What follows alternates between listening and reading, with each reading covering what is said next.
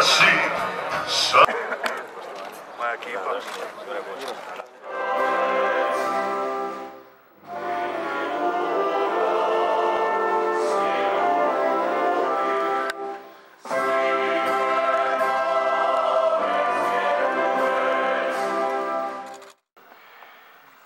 Nedvojbeno je da je Franjo Tuđman bio najistaknutija politička figura u modernoj Hrvatskoj.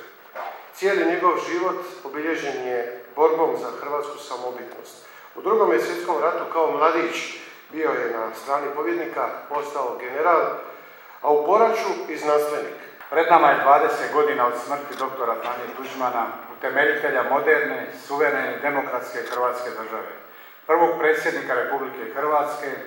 Predsjednik Tuđman bio je, kao što je kazao, župan, disident, imao je iskustvo Drugog svjetskog rata, to kao antifašist, bio je povjesničar, bio je političar, bio je zapovjednik, bio je stvaratelj, bio je pobjednik.